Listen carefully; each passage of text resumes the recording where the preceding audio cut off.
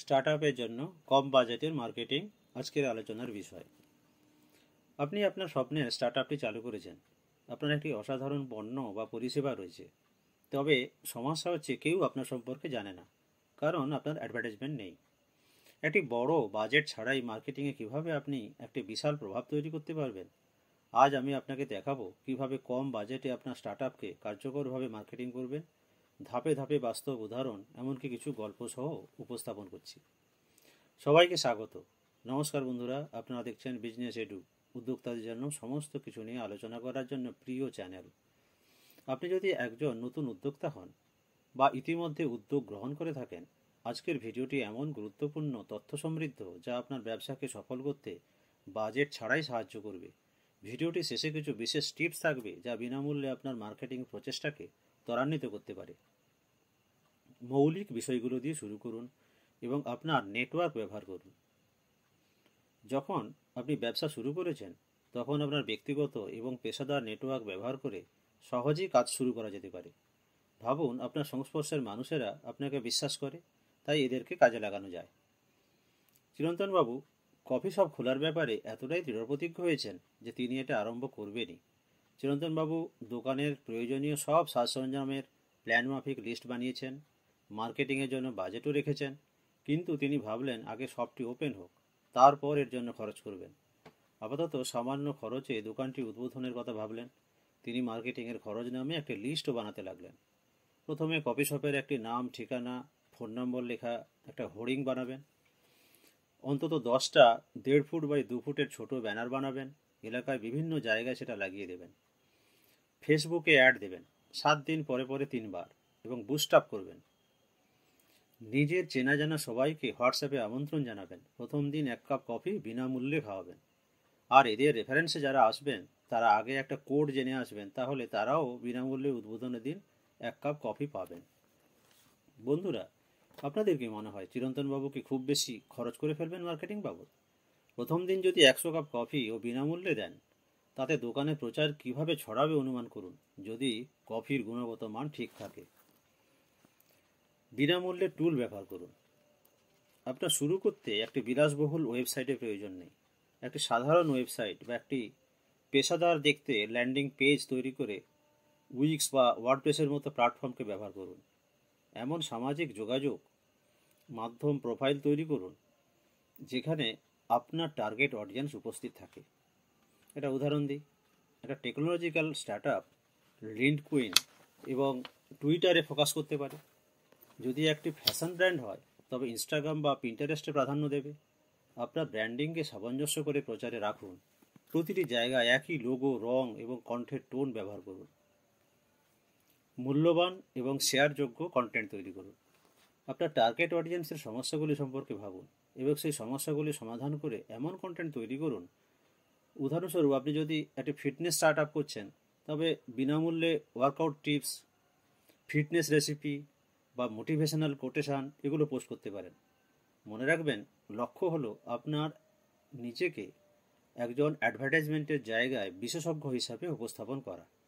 একটি ছোট skin care brand থেকে যারা সাধারণ ত্বকের সমস্যা এবং সমাধান সম্পর্কে ব্লগিং শুরু করেছিল, তাদের কন্টেন্ট এতটাই সহায়ক ছিল বলা যায় যে কাস্টমারের মনে দাগ কেটেছিল, যেটা ব্যাপকভাবে শেয়ার করা হয়েছিল এবং তাদের ওয়েবসাইটে অর্গানিক ট্রাফিক এনেছিল। চিরন্তনবাবুর কফি শপে যারা কফি খেতে আসবেন, তারা তো বসে আড্ডা মেরে কফি এনজয় করবেন, সেখানে সঙ্গে নিয়ে নিশ্চয়ই কাউকে আনবেন। আবার কফি শপের সঙ্গে পাঁপড় আর স্ন্যাক্সও চাইতে পারে। তাই কফি শপের সমস্ত অ্যাটমসফিয়ার তো সেই রকমই রাখতে হবে যাতে কাস্টমার উপভোগ করে, তবেই না চিরন্তনবাবুর উদ্দেশ্য সার্থক হবে। দিন দিন কাস্টমারের সংখ্যা বাড়বে বই কমবে না। তাই কফি শপের গল্পটা ব্যানার বা সোশ্যাল মিডিয়ার ওইভাবেই যেন প্রকাশ পায়। শুধুমাত্র বিক্রি করবেন না, যোগাযোগ তৈরি করুন। স্টার্টআপের একটি সাধারণ ভুল হলো শুধুমাত্র বিক্রির উপরে ফোকাস করা। এর পরিবর্তে আপনার অডিয়েন্সের সাথে যোগাযোগ করুন, কমেন্টের জবাব দিন, প্রশ্ন করুন এবং কথোপকথনে উৎসাহিত করুন। একটি দুর্দান্ত উদাহরণ হলো একটি হ্যান্ডমেড জুয়েলারি স্টার্টআপ। তারা জুয়েলারি প্রেমীদের জন্য একটি ফেসবুক গ্রুপ তৈরি করেছিল। সেখানে সদস্যরা স্টাইলিং টিপস, আইডিয়া এগুলো শেয়ার করত। এটা একটি বিশ্বস্ত কমিউনিটি তৈরি করেছিল, যা শেষ পর্যন্ত তাদের গ্রাহক প্রচুর পরিমাণে বেড়েছিল। চিরন্তনবাবু যেমন ভেবেছিলেন, কফি শপে সবার নাম ধরে ডাকার চেষ্টা করবেন, সবার মতামত লেখার খাতা রাখবেন, পছন্দসই মগ অর্ডারের সাথে সাথে পৌঁছে দেবেন, শপে সুন্দর বসার জায়গার সাথে সাথে হালকা গানের ব্যবস্থা রাখবেন। এতে গ্রাহকদের কফি কেনার কথা না বললেও তারা নিজে থেকে কফির অর্ডার দেবেন। তাই বিক্রি নয়, আন্তরিকতা গ্রাহককে বারবার ফিরিয়ে আনবে। আর এখানেই চিরন্তন বাবুদের জিত। ইনফ্লুয়েন্সার বা স্থানীয় ব্যবসার সাথে সহযোগিতা করুন। আপনার গ্রুপে মাইক্রো ইনফ্লুয়েন্সার বা ব্লগার খুঁজুন যারা আপনার ব্র্যান্ডের মানগুলোর সাথে সামঞ্জস্যপূর্ণ। এই ইনফ্লুয়েন্সারদের প্রায়ই প্রচুর সম্পৃক্ত অডিয়েন্স থাকে এবং এরা বড় নামের চেয়ে বেশিতে সাশ্রয়ী হন। তাই একটি স্থানীয় দ্রব্য বিক্রি করে যারা সেই রকম বিক্রেতাদের কমিশনের বিনিময়ে বিক্রি করতে দিন। এদের বলে হোলসেলার, ডিস্ট্রিবিউটার বা লাইনম্যান। ইমেল মার্কেটিং ব্যবহার করুন। প্রাথমিকভাবে একটি ইমেল তালিকা তৈরি করুন। ইমেল মার্কেটিং হলো আপনার অডিয়েন্সের সাথে সংযোগ স্থাপনের সবচেয়ে ব্যয় সাশ্রয়ী উপায়গুলির মধ্যে একটি। নিউজ লেটার, অফার এবং আপডেট পাঠাতে মেলচিপ বা হাবস্পটের মতো বিনামূল্যের পরিকল্পনা ব্যবহার করা যায়। উদাহরণস্বরূপ, একটা পরিবেশ বান্ধব স্টার্টআপ টেকসই জীবনধারার টিপস শেয়ার করতে এবং সাবস্ক্রাইবদের ছাড় প্রদান করতে ইমেল ব্যবহার করেছিল। তাদের ওপেন রেট ছিল 30%-এর বেশি, যা এখানে খুব উল্লেখযোগ্য।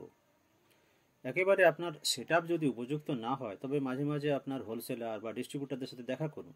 তাদের মতামত, সমস্যাকে গুরুত্ব দিন।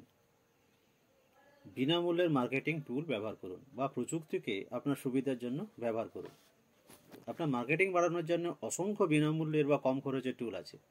গ্রাফিক ডিজাইনের জন্য ক্যানভা, সামাজিক মিডিয়া পরিকল্পনার জন্য হুটসুট এবং আপনার ওয়েবসাইট ট্রাফিক ট্র্যাক করার জন্য গুগল অ্যানালিটিক্স। সম্ভব হলে এগুলোকে ব্যবহার করুন।